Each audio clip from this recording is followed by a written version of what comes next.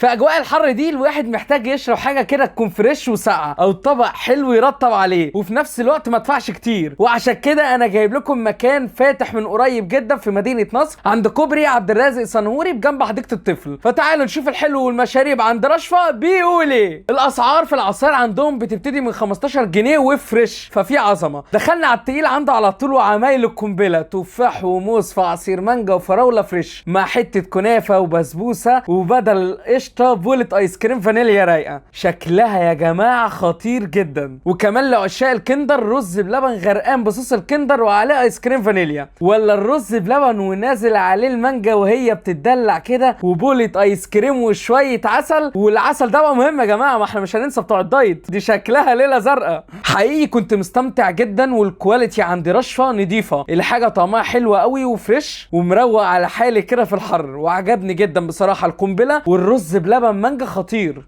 هسيب لكم بقى اسعار الحاجه دي في اول كومنت. بعد كده بقى ندهولي قالوا لي تعالى لازم تجرب المدشمله. قلت ايه المدشمله دي؟ قالوا لي عباره عن ميكس فواكه، كانتالوب في برقوق في تفاح في مانجا وعليهم عصير مانجا. قلت تمام. قالوا لي لا وخد كمان بولة ايس كريم في شويه مكسرات. فبقول لهم يا جدعان في ايه؟ ولقيتهم بيختموها بشويه عسل.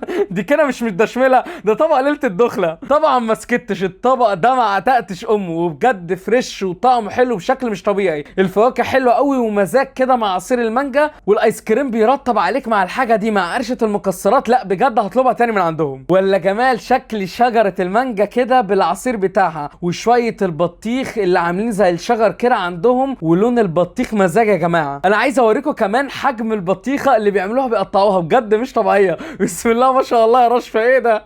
بص لون البطيخ عامل ازاي. حد يقول لي طب فين العصير والسموزي بقى يا عم توني؟ اقول لكم استنوا الجزء الثاني من النار. حقيقي رشفه هيولع الكلام. يعني بالبلدي كده اللي فات تسخين واللي جاي الله المعين.